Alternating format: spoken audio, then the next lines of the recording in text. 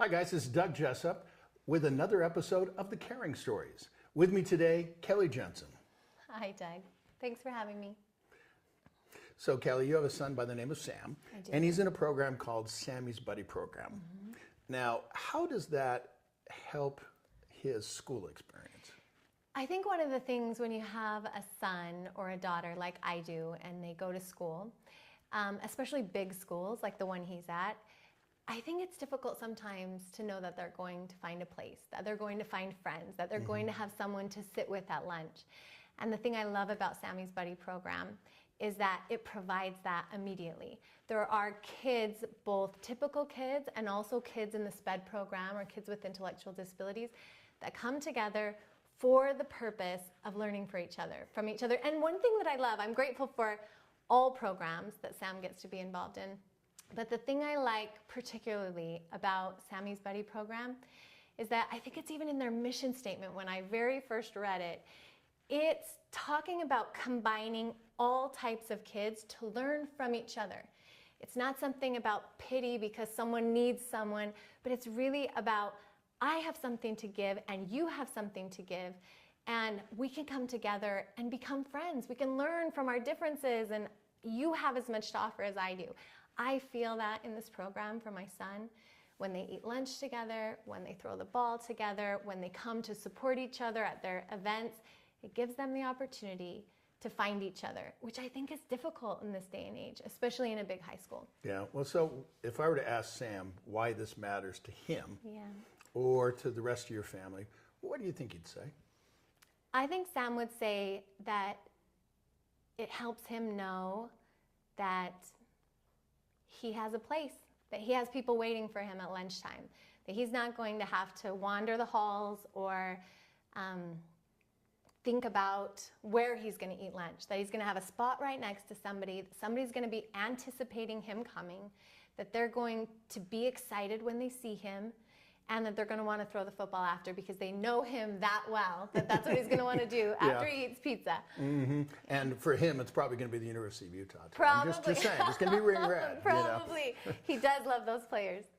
The lunches with Sammy's buddies give me something to look forward to. Sometimes we play games of catch and I love them. I love that they have Sammy's buddies at the University of Utah. Those guys are awesome. They even came to our high school to support us to beat the basketball team.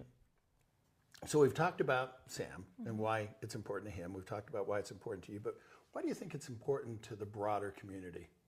That's a great question. I think back to my own high school experience and not having these type of opportunities. And I really think I missed out. I missed out on getting to know a lot of people. I missed out on the leadership opportunities that come from getting to be in a program like this. But I think, what did I mostly miss out on? And I think that for me, I feared what I didn't know. Why do we not reach across the lines of all of these, whether it's race or religion or different types of attitudes or personalities or disabilities? Why do we not? Because we don't know them.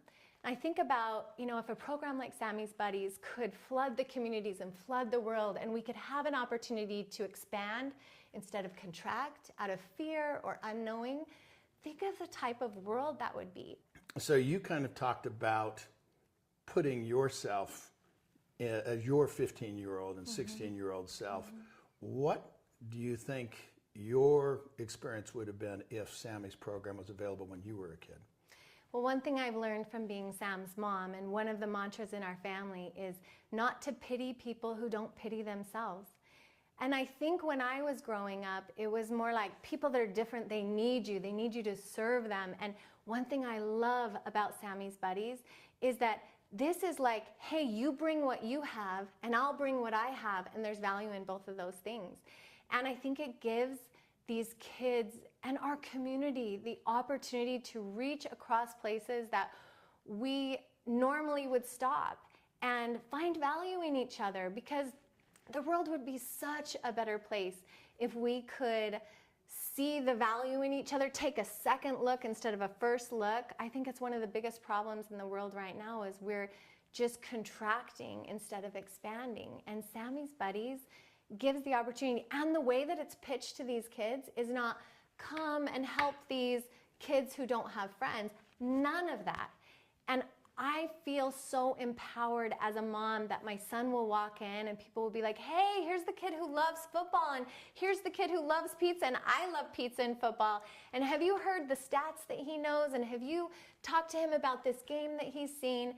He is seen for all that he is and nothing he isn't. And that is the power in Sammy's Buddies program that needs to breathe out into the community. It makes me so excited to hear that this program is going into elementary schools and middle schools and high schools and colleges, because what could be better than seeing each other for who we are, not who we aren't.